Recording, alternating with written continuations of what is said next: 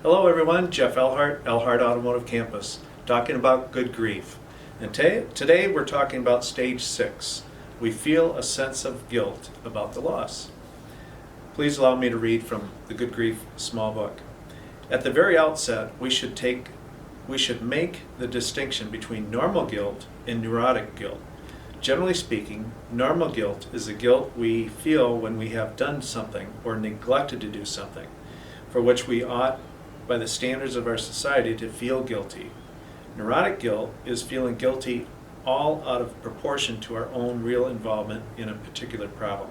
Let me illustrate real guilt or normal guilt.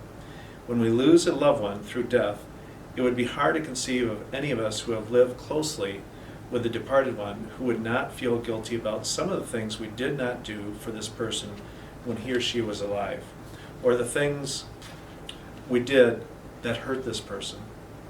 There's also such a thing as neurotic guilt, and it is often intertwined with real guilt. It is difficult ever to separate one from the other completely. Every person has some neurotic guilt feelings. It is a matter of degree. Everyone ought to be aware of these neurotic tendencies and not be lulled into thinking that it is only the other person who uses such mental mechanisms to escape reality. An illustration of neurotic guilt might be a daughter who has stayed by her aged mother's bedside in the hospital for days and days without sleep. The doctor now orders her to go home and get some sleep. This turns out to be the night that her mother dies, and she will never forgive herself for not being there when it happened. She broods endlessly about this and builds it up out of proportion to the real situation. If only she could talk over the problem with somebody who understands that this guilt is but a symptom of something deeper, she would begin to understand how to cope with her neurotic guilt and not have to be so unhappy.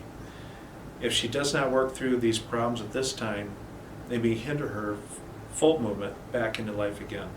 Unresolved guilt and misunderstood emotions of this type can make us miserable for years, or they might come out in a variety of physical symptoms of distress. It is important for us to face both our normal guilt and our neurotic guilt. We must not be afraid or embarrassed to talk about our feelings or guilt with those who have been trained to help us. That's stage 6 in Good Grief. We'll see you next time.